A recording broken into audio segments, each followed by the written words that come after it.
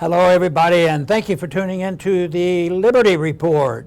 With us today is Daniel McAdams, our co-host. Daniel, good to see you. Good morning, Dr. Paul. How are you this morning? Very well, thank you. Good. We're doing well. Little politics today. Yeah.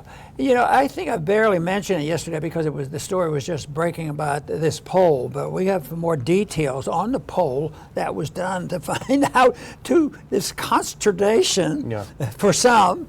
I was listening to a report by a liberal reporter, and when he said, "And RFK does the best," he was highest on the favorability. Yeah. He wasn't supposed to do that. They're unified against him. The Democrats don't want him because he points out that Democrats are deeply flawed, and the Republicans only like him as a sounding board.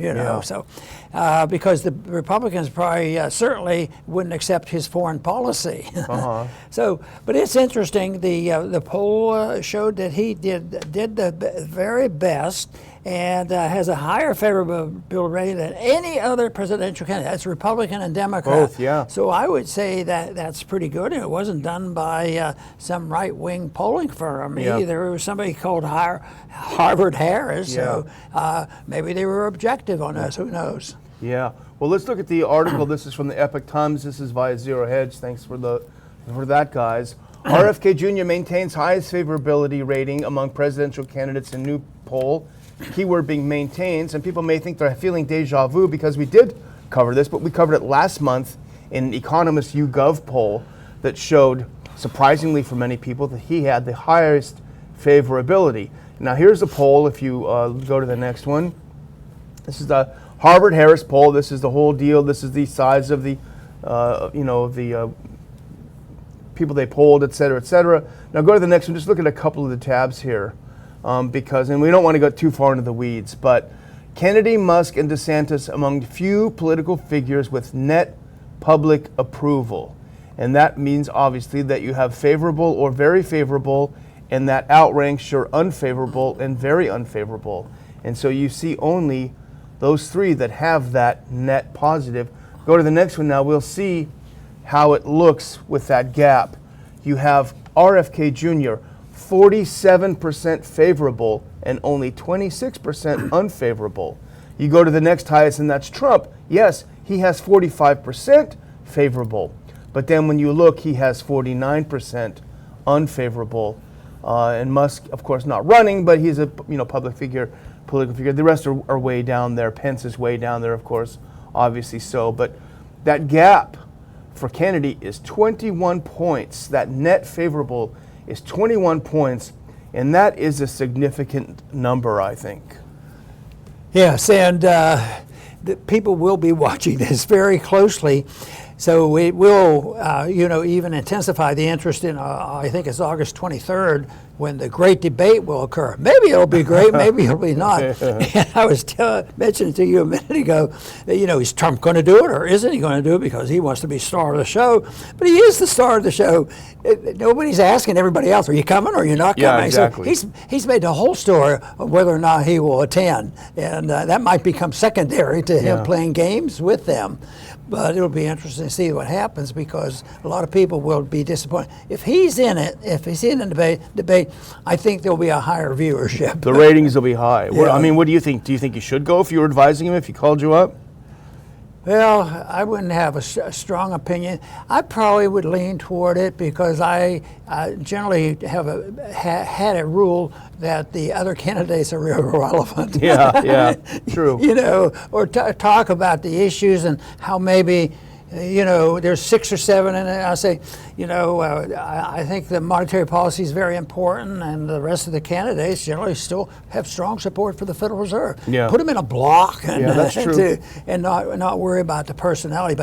But the media loves the personality, and the politicians tend to as well. And I think Robert Kennedy, tends to not want to go after personalities and all. They invited him to do that, and he said he'd prefer not to do that. To go after Biden's health and that kind of thing. Yeah, it's a smart move. Well, our question when we did the title of the show was why has he these high favorable ratings. You know, part of it could be explained by the fact that the mainstream media does its level best to just ignore him. They don't want him to exist. But those people that do see him, which is why they want to ignore him, I think are impressed. And I put together just a couple of clips from his recent appearance over the past maybe week or so. Now, this first one is him appearing before the House on censorship, and it's a, I don't think it's that long of a clip, but I think he is excellent when he talks about really what does it mean when you censor someone. Let's go ahead and watch this, 30 seconds. This is a great clip. A government that can censor its critics has license for every atrocity. It is the beginning of totalitarianism. There's never been a time in history when we look back and the guys who were censoring people were the good guys.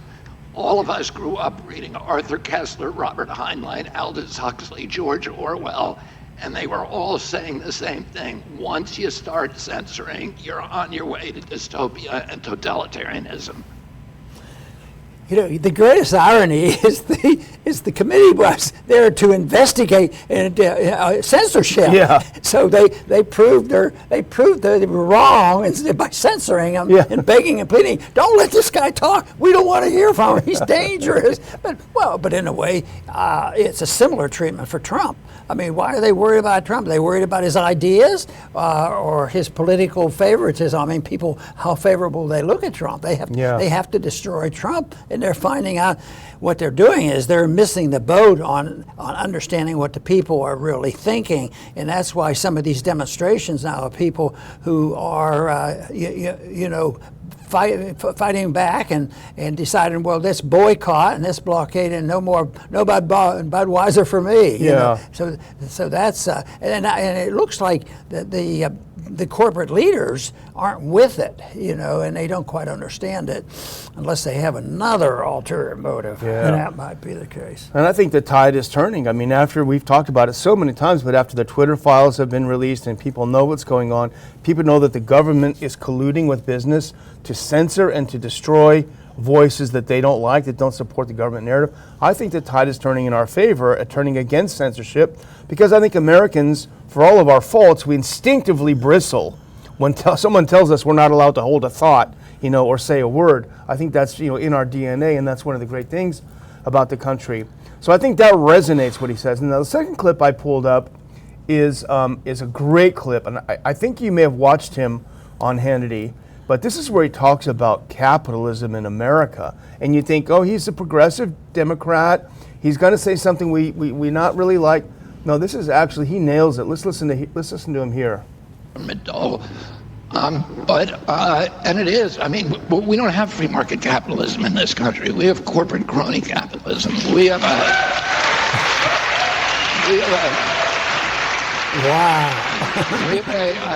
a system of cushy socialism for the super rich, and this brutal, savage, merciless capitalism for the poor, and it's all designed to strip mine the middle class of this country of all of their equity, all of their assets, and move it to the upper echelons. And the COVID lockdowns were the final straw. COVID lockdowns, we created a billionaire a day, and this was Trump and Biden. Of 500 days of lockdowns, we created a billionaire a day. We moved $4 trillion from the American middle class to the super rich. The people who came into the lockdown with $1 billion increased their wealth on average by 30%. And we closed 3.3 million businesses. And so that, in retrospect, and I give for a period of time in the early days, nobody knew what the hell they were dealing with. Let's be fair. But there came I'm not going to be so fair. Nobody's talking that way at all. Nobody's talking that way, and he blasts Trump and Biden both for the lockdowns and the destruction. But that sounded a lot like stuff that you say about this crony capitalism. The applause was rather loud for this too. Yeah. And this is why they can't stand them. The truth is just something they can't tolerate, and they twist it around, and it's almost treasonous to talk this way. Yeah. And yet he's closer to the Constitution and liberty than the rest of them. Yeah. You know, it's such a shame. So he is. You know, we keep saying, well, we're not, you know, his champion on everything he does. But you take the issue on vaccines and the strength of pharmaceuticals and the Department of Energy, Yeah. Department of Education, as well as, you know, the military Yeah. stuff. You know, the military-industrial complex. He's been just great on this stuff. So. But they have to try to silence them. And the more noise and the more names they call them to distract, it's because they just don't want a discussion to break out. Yeah. You know, they don't even talking about who actually is telling the truth and who's right. No, you're not even allowed to consider it. That's the only way we can win this argument. Don't allow them to hear it. So that's why cancellation of people's right to speak will continue, and it's a tradition in an authoritarian society. Yeah. And that's, I mean, this clip is why I think that Trump would be the one to worry, should be the one to worry most about facing RFK Jr., because this is the constituency that Trump embraced in 2015, 2016, the disaffected blue-collar Rust Belt people who had conservative views more or less, but they had been left behind by a Democratic Party that was more interested in social engineering in Hollywood, and a Republican Party that's more interested in the military-industrial complex. And Trump was able, I think, to appeal to this great middle. And I think in this clip, we see how RFK has been able to do it. And now Trump may still try to do this, but I think he may have lost the trust of a lot of people who did trust him at the time and then were disappointed with this 4 years. Yeah, but the Democrats have a job to do, because if they come back and try to catch Trump on a technicality on philosophy or a position or a principle, that they're not credible either. Yeah. And that might be the reason somebody like Kennedy shoots to the top, of favorability. So no, I think it's a good sign. There's a lot of imperfections in the world, and there has to be direction. And he's definitely talking about politics in a different direction. And the people keep saying, you know, what we need is, that most of them say bipartisanship, but most people say now it's a no party. But you have to realize that no party is a designation anyway. Yeah. But he has more things to say. What does it mean by a change? And he takes on, and I guess the neat thing that I like about him, he just doesn't walk away from it. Yeah. You know, they make him accusations, and maybe it deserves a debate. I think that's right. Yeah. When they catch him or anybody, that's where the debate ought to be, and find out, because the people who disagree with him, you should have a chance to convert them. No, let's cancel him. First thing we do at investigating canceling people is cancel the guy that wants to talk about it. Yeah. So ridiculous. Yeah. Well, obviously we're not endorsing him, but we are pointing out. I mean, there are some things that he's saying lately that I don't care for at all, but he's at least talking intelligently. I mean, we looked at this at the Blaze TV Republican thingamajig, and you saw people like Pence who couldn't get beyond a bumper sticker. I mean, literally. So that's why it's amazing to hear him with a facility for a broad variety of topics, from vaccines to medicine to foreign policy. You don't usually get this from a politician. You know, it's very rare, and I think that's why some campaigns have resonated when you have a candidate like that. But I have one other clip, and this is where, now Hannity is awful on a lot of stuff. Well, everything. But here, I won't even play the part where he's using bumper stickers himself. Oh, this, oh, that. And Kennedy, excuse me, instead of being aggressive or nasty, he sits and he waits his turn, and then he calmly but definitively refutes what Hannity just said. And I think he does it with such aplomb. It's amazing. Let's watch this. This is a little longer than we usually watch, and I apologize, but I think it's worth listening to. I don't think most of the European countries wanted the war either. It's clear what happened, which is that, you know, from the beginning, we promised in 1992, the Russian leadership said, we will move, this was Gorbachev, said when the Soviet Union, he was getting ready to dismantle the Soviet Union, and he said, we're going to withdraw 400,000 troops from East Germany, and we're going to allow you to reunite Germany under NATO, which was a hostile army. That's a huge concession for them. The one commitment that we want, is what the Russians said, is that you will not move NATO to the east. James Baker, who was then Secretary of State under Bush, famously promised, we will not move NATO 1 inch to the east. Well, since then, we've moved it 1,000 miles in 14 countries. Now, when we started that plan in 1997, Bill Perry, who was the Secretary of Defense under Clinton, said to the Clinton administration, if you move NATO to the east, I'm resigning because you are forcing the Russians to come to war with us. George Kennan, who's the most important diplomat in American history, the architect of the containment policy during World War II, said the same thing. You do not need to make an enemy out of Russia. Russia should be treated the way we won the Cold War. It gets complicated. Let me ask you. You can see he just left Hannity speechless. Right? Oh, yeah, and he went to the subject. And he's doing what the rest of them do in the Congress. They immediately go to China. Yeah. Yeah. It's not Russia. It's China. Yeah. He didn't even answer a word. Yeah. He just immediately started talking about China. Yeah. That is so sad that they're not willing to do. But that statement there is powerful. You could almost make a campaign. Of course, I remember somebody trying to make a whole campaign out of it. It was a very popular thing to talk about. That's right. Bring the troops home. Why are we in the Middle East and all of this thing? So he does such a great job.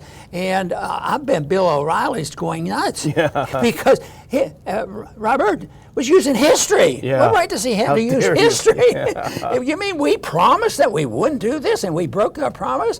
But there's not 2% of the American people that know that. And that is why, as far as the Democrats are concerned, and Republicans, that's a dangerous man out there telling the truth. And what if they find out that it's all a fake war for other reasons? And then they wonder why you don't win fake wars. Well, you're not intended to win them. Yeah. They're intended to have another type of political system. It's to perpetuate an empire, or protect it, or enlarge it. The fact that we didn't live up to our promises was to expand our empire. So we go from Eastern Europe over to from Western Europe over to Eastern world, break down all our promises, and then they say, "Oh, those Russians, they're the ones who started all this." Yeah. And then in 1992 that he mentions, what about 2014? It climaxed in a coup of a Russian a government that was wanting to be friendly with Russia. But that is just absent from the debate, unfortunately. And all Hannity could say was, well, but Putin's a monster. I hope he dies. And RFK said, okay, yeah, maybe that's true, but here are the other facts that are also important to know. You know, he's like, okay, maybe that's it. Well, anyway, let's close down with this one because this one sentence really struck me. If we can go ahead to one where it starts, the censorship continues. Go ahead, one more on this. This is RFK. He said, the censorship continues today. When I made my announcement speech on April 19th in Boston, YouTube took it down after 5 minutes. I never mentioned vaccines. I never mentioned anything. So you talk about interference in elections. They took down his announcement speech. But we know this because we had an experience when we had Kennedy on our show, and we know that it was taken down right away as well. So they do not want you to know much about him. No, they're not looking for the truth. They're looking for angles on how you cancel truth. Yeah. And that's their goal in life. And unfortunately, they have a lot of ammunition, a lot of people, but those numbers don't scare me one bit because that's not the way the world works. The world works with people telling the truth. And here's an example of it. You have all those candidates and all that fibbing. You have the media. You have the pharmaceutical industry and the military industry. Who pops up and is the most credible? Robert Kennedy. Yeah. So the numbers are important long term to convince people, but in the meantime, when you're trying to sort it out, it's the person that's telling the truth that ultimately wins the argument. Yeah, absolutely. Well, let's do a quickie on this next one. You noticed it this morning. I noticed it too, from our friends at Zero Hedge. If we put that next one up, dancing COVID nurses that supported draconian mandates switched to climate change. Now, everyone remembers this. We were told that the hospitals are overrun. You couldn't get your cancer treatment. Sorry, come back later. You couldn't get normal medical procedures. The hospitals were overrun. And then you started seeing videos of nurses dancing in unison, singing stupid songs, and people were wondering, what the heck is going on here? Well, now we're seeing the same thing happening, these same nurses. And I looked at the video, and I was going to put it up, Dr. Paul, but it was literally so stupid. I lost a few IQ points watching 3 seconds of it, so I didn't. But these same nurses are now doing the same dumb dances, but now they're doing them for climate change. They're dancing in unison to warn us about the dangers of climate change. I was asked, which one is worse, this distortion about the mandates for COVID or the climate change people? Which one has been accomplished more, and why are they different? That sort of thing. They're exactly the same thing. Yeah. It's manipulation of public opinion to try to convince people that you better be scared because you need us. You need the real science. Oh, no, you don't need a real science.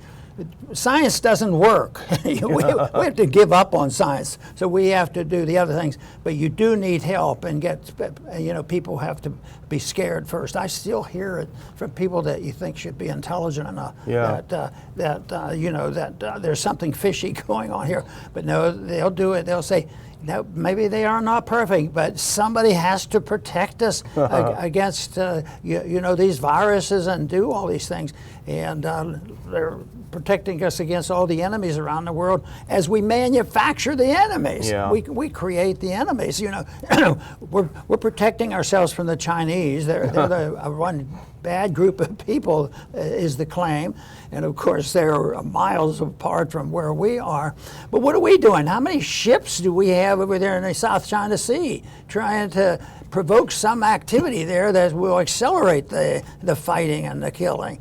And that is a real problem. But the people who are warning us of the problem are saying, that's why we have to do more. Yeah. We need more weapons, more money, and we have to scare the American people that the Chinese are guilty of everything. But just like Robert pointed out, that it's not like we as Americans have been totally innocent, and the Russians were at fault for the whole war. I mean, that's a stretch. And just like people finally woke up over COVID, they're going to wake up over this foreign policy as well. I think they've essentially woke up over the lies told to get us in the Middle East. Yeah. So far, Bush isn't going down in history as one of our great presidents, and he wanted to be a war president because he thought that was the road to greatness. Yeah, what a creep. Well, the Hedge article just points out, if they lied about the ineffectiveness of mandates, why should we listen to them about climate change? And we would say, here to that. Well, the last one we want to touch on is something we're going to see a lot more of. And we've talked about the shift in the Ukraine narrative over the last few days. You're starting to see it being blamed on Ukraine now that they're obviously not doing well. The counteroffensive is obviously not going as planned. And you're seeing an absolute destruction of men and materiel. Tons and tons of things blown up. Go to this next one. Our friend Dave DeCamp wrote up a piece. So there was a memo inside the German Defense Department, the German Defense Ministry, about what's going on the front, and it was leaked to the German newspaper Bild. And it says, German army says Ukraine is wasting its NATO training. According to a leaked German military report, Berlin's armed forces think Ukraine's commanders and battle-hardened troops are not using their Western training. U.S. officials have made similar complaints in comments to the media, saying Ukraine isn't using combined arms tactics, which integrate armor, infantry, and artillery, to which Dr. Paul, the military experts that we know, would say that is how they started the counteroffensive, and we've all seen those photos of 10 or 15 Bradleys and Leopards all blown up. They tried to use it, but instead, and this is what's, I think, my prediction, and many others as well, when things continue to go badly, it's going to be all Ukraine's fault. Even though they were promised, we'll give you everything you need to win this war. Oh, you're starting to lose? Hey, it's all your fault. You wonder, why do they do it? Why did the Ukrainians go along with this and get involved by being pushed by outsiders?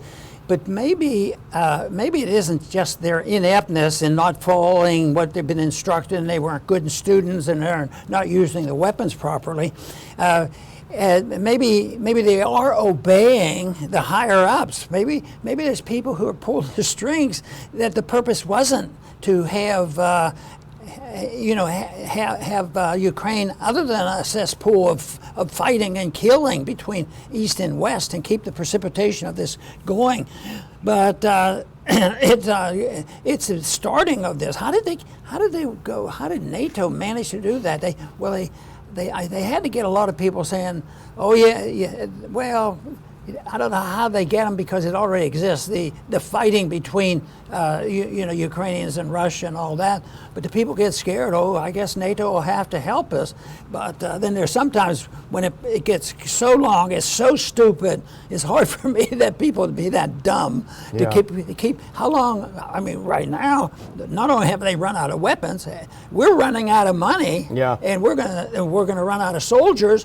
Matter of fact, that's why we worried the other day about, are we going to need a draft because nobody wants to join this army that participates in this. Yeah, well, what's happening, the panic is happening now. The panic is happening because it's now obvious that the weapons are not very good. The Bradleys aren't doing well, the Leopards aren't doing well. All of the Wonder weapons are not achieving what they were supposed to achieve. And now the tactics aren't working well. The way they have been trained, NATO trained them, is not working well.